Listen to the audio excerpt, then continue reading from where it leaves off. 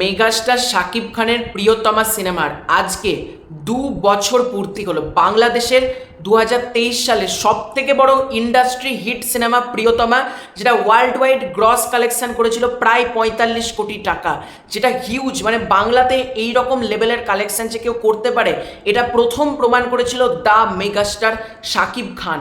তো শাকিব খানের হাত ধরে আমরা দেখতে পেয়েছিলাম যে এই রকম একটা কালেকশন বাংলা থেকে, মানে ওয়ার্ল্ড ওয়াইড গ্রস কালেকশন প্রিয়তমার প্রায় 45 কোটি টাকা।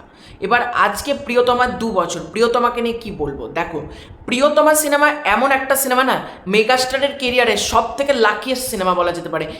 প্রিয়তমা এমন একটা সিনেমা, যে সিনেমাটা আজকে যদি সফল না হতো, ইন ফিউচার তুফান তৈরি হতো না, বরবাদ তৈরি হতো না, দরদ তৈরি হতো না এবং তাণ্ডব তৈরি হতো না।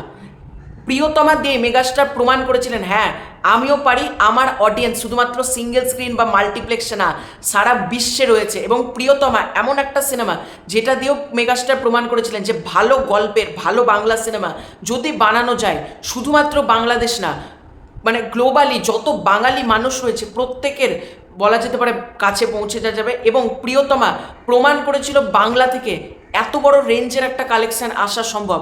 শুধুমাত্র কালেকশনের দিক দিয়ে তো না, মেগাস্টারের নতুন ভার্সন কোথাও কি শুরু হয়েছে প্রিয়তমার মধ্যে দিয়ে। মেগাস্টার যে এত এত ছবি করেছেন, তার মধ্যে প্রিয়তমা থেকেই কিন্তু উনি বলা যেতে পারে ওনার কেরিয়ারটাকে আরও সুন্দর করেছেন। প্রিয়তমা, রাজকুমার, তুফান, দরদ, তোমার রিসেন্টলি বরবাদ, তাণ্ডব।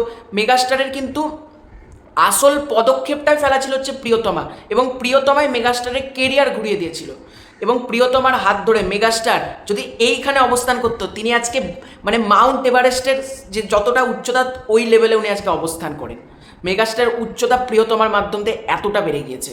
শুধুমাত্র কালেকশন বা এগুলো না, প্রিয়তমা একটা প্রচণ্ড ভালো সিনেমা। আমাদের এখানে ছবিটা রিলিজ করেনি, আমি ওটিটি প্ল্যাটফর্মে দেখেছিলাম বায়োস্কোপ থেকে।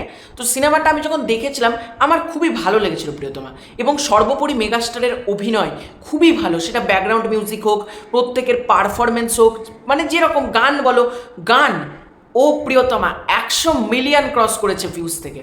তাহলে ভাবতে পারছো কি ক্রেজ। কুরবানি কুরবানি গান আজও যখন পাড়াতে মহল্লাতে কুরবানি উৎসব পালিত হয়, কুরবানি ঈদ পালিত হয়, আজও কিন্তু মেগাস্টারের কুরবানি কুরবানি গানটা বাজে। এবং মেগাস্টার শাকিব খানের প্রথম প্রিয়তমার মাধ্যমে বাংলাতে বলা যেতে পারে কুরবানি কুরবানি, মানে কুরবানি ঈদের একটা গান আমরা পেয়েছিলাম, যেটাও কিন্তু মেগাস্টার করে দেখি। প্রিয়তমার হাত ধরে একটা নতুন জুটি আমরা পেয়েছিলাম, শাকিব খান, ইধিকা পাল। এই জুটিটা ইন ফিউচার বরবাদ করেছে, বরবাদের পরে হয়তো আরও এই জুটিটাকে আমরা দেখতে পাবো। কিন্তু বলা যেতে পারে প্রিয়তমা দিয়ে শাকিব খান, ইধিকা পাল একটা নতুন ফ্রেশ জুটি আমরা পাই। ইধিকা পাল তার বড় পর্দায় ডেবিউ হয়, এবং প্রথম ডেবিউটায় মেগাস্টারের হাত ধরে, যেহেতু সে কিন্তু পরপর ব্যাক টু ব্যাক কাজ করতে থাকে, এপার বাংলা হোক সেটা ওপার বাংলা হোক, কিন্তু ইধিকা পালকে যে বড় পর্দায় চান্স দেওয়া, সেটা কিন্তু করেছিলেন মেগাস্টার শাকিব খান। এবং মেগাস্টারের হাত ধরেই কিন্তু প্রথম বলা যেতে পারে ইধিকা পাল বড় পর্দায় আসেন এবং ছবিটা উনি ব্লকবাস্টার দেন। এবং প্রিয়তমা শুধু ব্লকবাস্টার, অল টাইম ব্লকবাস্টার বলুন না, সর্বকালের সব থেকে বৃহত্তর রেকর্ড করেছে প্রিয়তমা। ওয়ার্ল্ড ওয়াইড থেকে প্রচুর টাকা কালেকশন করেছে প্রিয়তমা, যেটা হিউজ। সিঙ্গেল স্ক্রিন ভাঙচুর থেকে শুরু করে কি না হয়েছে প্রিয়তমার সময়। প্রিয়তমা কিন্তু এতটাই বলা যেতে পারে দর্শকদের মনে গেঁথে আছে। আজও প্রিয়তমা দর্শকরা দেখে, যখন টিভিতে দেয় কি ওটিটি প্ল্যাটফর্মে, এখনও প্রচুর দর্শক আছে প্রিয়তমা দেখে। রিসেন্টলি আমিও 2-3 বার প্রিয়তমা দেখলাম, মানে ইউটিউবে এখন চলে এসেছে, এখন দর্শক ফ্রিতেই প্রিয়তমা দেখতে পাচ্ছে বলা যেতে পারে। প্রিয়তমার সাফল্য শুধু একটা সাফল্য না, এটা একটা বলা যেতে পারে মাইল ফলক, মাইল স্টোন, যেটা মেগাস্টার ক্রিয়েট করেছেন। এবং প্রিয়তমার মাধ্যম দিয়ে বলা যেতে পারে মেগাস্টারের ফ্যান বেস প্রচুর বেড়েছে। তো তোমাদের এইগুলোই বললাম প্রিয়তমাকে নিয়ে, আর তো এই মুহূর্তে কিছু বলতে পারছি না, অনেক কিছুই বললাম। তোমরা প্রিয়তমাকে নিয়ে কতটা আবেগী বা কতটা প্রিয়তমাকে নিয়ে কিছু বলতে চাইলে কমেন্ট করে জানিও। খুব শীঘ্রই আছে নতুন কোনো ভিডিওতে। চ্যানেলে নতুন থাকলে সাবস্ক্রাইব করে দিও। Bye bye.